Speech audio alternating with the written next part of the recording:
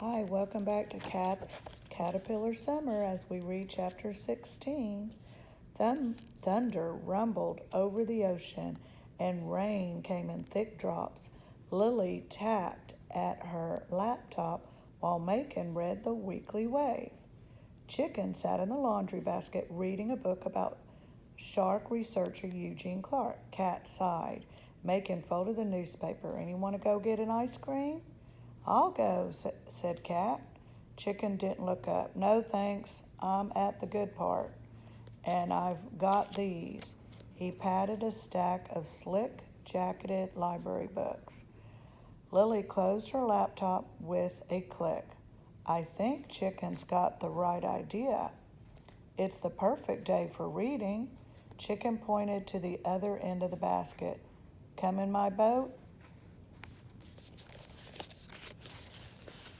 Lily sat next to him on the floor with her paperback.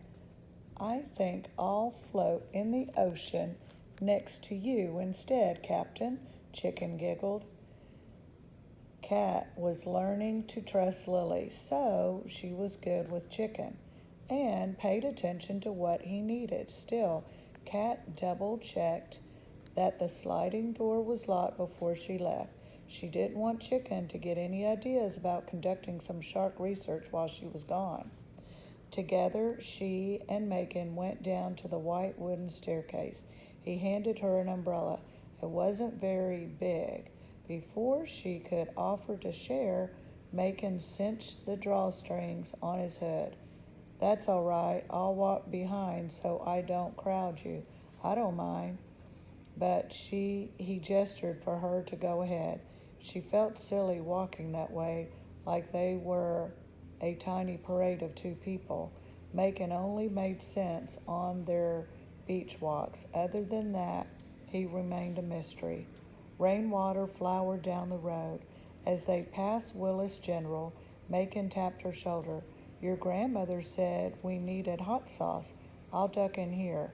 Cat turned to follow, but he stopped her. Go on ahead, he said. Have some samples, and I'll be right there. Before Cat could answer, he disappeared into the store. Sometimes he seemed like he wanted to spend time with her. Other times, he would disappear just like that. She continued to the ice cream shop by herself. The letters spelling out Miss Sunshine's, looking like they were made of pink and yellow sprinkles. Cat shook the umbrella the best she could before pushing open the door. A woman in a pink apron looked up, a smile ready.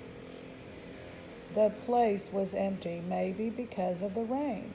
When she saw Cat, her smile froze for half a second, but then she looked normal again. Welcome to Miss Sunshine, she called in a sugary sweet voice. Hi, Cat looked around. Everything was yellow or pink. The checkered floor, the pinstripe walls, the booths and counter stools, even the topping jars had yellow and pink labels. The woman, who was older than Mom but younger than Macon and Lily, squirted a cleaner on the counter and wiped it with a yellow cloth. Even the spray cleaner was pink. Miss Sunshine's hair was yellow and her fingers were pink. It was the most carefully color-coordinated place Cat had seen, and it made her kind of uncomfortable. She walked to the case to see the flowers. Ever since she was small, her favorite had been mint chocolate chip, but she thought she might try their special flavors, which, earlier I said flowers, I meant flavors. She walked to the case to see the flavors. Ever since she was small, her favorite had been mint chocolate chip, but she thought she might try their special flavors, which included gingerbread island and turtle egg. She examined each container and reread the labels 3 times, but still the woman didn't come over to ask her what she'd like. The door jangled open. Macon smiled, holding up Willis General bag. The woman at the counter put down the squirt bottle. "Why, hello, Dr. Stone," she said. The hello was all stretched out and sounded like "Halo." If her voice was sugary before, this sounded downright sticky. "Can't believe we are so empty the only day you come in. I promise we usually have more customers." Cat tried not to stare. Miss Sunshine looked at Macon like he was a movie star. Gross. Macon didn't seem to notice. "Ah, yes, well, my grandchildren are in town. You should bring them in," trilled the lady. Macon's forehead wrinkled in confusion. "I did," he said slowly. "This is my granddaughter, Cat." "Oh," said the ice cream lady, looking back and forth. "Oh, I didn't know you all knew each other." Sometimes that happened with Mom, where people didn't know that she was connected to Cat and Chicken. But this was the first time it happened with Macon. Cat waited to see what he would say, but he didn't react. He stood next to her and peered through the glass. "Which samples have you tried so far?" "None," Cat answered. "None?" Macon glanced at Cat, then at the cup filled with taster spoons. He looked at Miss Sunshine and then at Cat again. His forehead wrinkles went deeper for an instant and then cleared, like he understood something. He put his hand on Cat's shoulder and aimed a smile at Miss Sunshine. It wasn't his usual crack-eyed smile. This was a smile Cat had never seen. It was more of a toothpaste commercial smile. "Miss Campbell, isn't it?" "Call me Parker," the woman sing-songed. Cat looked at her curiously. She couldn't tell if Parker was her first name or her last name. It didn't matter, though, because Cat would probably always think of her as Miss Sunshine. "Miss Parker," he said. His tone was smooth, and suddenly his southern accent became stronger. That was interesting because Mom always got extremely polite and very southern when she was hopping mad on the inside. Cat looked at him out the corner of her eye. He still had the toothpaste smile. "Could my granddaughter Cat and I have some samples?" She needed a big gingerbread island welcome, so I think it would be best for her to have a sample of every flavor. Cat's eyes widened. That had to be at least 30 tubs of ice cream. There had to be at least 30 tubs of ice cream. Cat tried to keep her expression casual, like it was normal to have 30 samples of ice cream. "No big deal." Miss Sunshine's smile faltered for a second, but then sugared up full strength. "Of course, she's precious, Dr. Stone.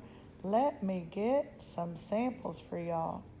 Spoon after spoon the samples came, and they were all for Cat. Miss Sunshine tried to hand some to Macon, but he waved them away, saying he knew what he wanted. The entire time Cat sampled, his hand stayed steady on her shoulder like he was reminding Cat that he was there. The ice cream was rich and creamy. Turtle egg was chocolate caramel eggs with a raspberry ribbon. The gingerbread island flavor had gumdrops with tiny gingerbread people. She tried each flavor, even though cotton candy bubble gum twists hurt her teeth. Cat's tongue couldn't keep track of all the flavors, so she settled on her favorite mint chocolate chip. She was glad her ice cream wasn't yellow or pink. Megan got lemon blueberry. Miss Sunshine scooped with a smile and agreed to hold Chicken's rainbow sherbet in the freezer until they were ready to walk home. Cat and Megan picked a pink booth in the window. Sheets of water pulled from the awning. Of course, no one was at the playground, and the library didn't seem to have any business either. It was like the downtown belonged to two of them. And of course, Miss Sunshine, who had gone back to scrubbing her counter, immediately cat peeled the wrapper from the cone because it was always the first thing she did. She soon have been full from all the samples, but she saved some room. If Mom were here, they would talk about the way Miss Sunshine became 100 times friendlier after Macon walked in. It could have been prejudice against what Cat looked like. It could have been ageism since she was young and by herself. Or maybe it could have been something else entirely, but Kat didn't think so. It was hard to untangle the threads of why someone acted the way they did. She didn't know how to talk about it with Macon, or even if she should. She couldn't tell what he thought, what the toothpaste smile had meant exactly, but her shoulder was still warm where his hand had been, and that counted for something. Macon chomped his ice cream, finishing before Kat. He tore the wrapper in tiny shreds. Kat nibbled her cone. Think it will stop pretty soon? He looked startled, like she had interrupted his thoughts. Sorry, what did you say? Kat pointed out the window. The rain. Do you think it will blow over soon? Probably, he said absent-mindedly. Anyway, I've been thinking, he cleared his throat. It's been such a long time for me, with fishing, I mean. Kat's insides tightened. His timing was terrible. Even though it started awkwardly, they had a good time getting ice cream. She would always remember trying all those samples, but here he was, bringing up fishing, just to tell her no again. Macon took a deep breath. Half of his life is showing up, and it's the same with fishing. You have been doing a great job with that. Kat laughed shortly. If he was giving her credit for showing up, he might as well give her a prize for breathing. Sure, she'd shown up, but hadn't caught a single fish.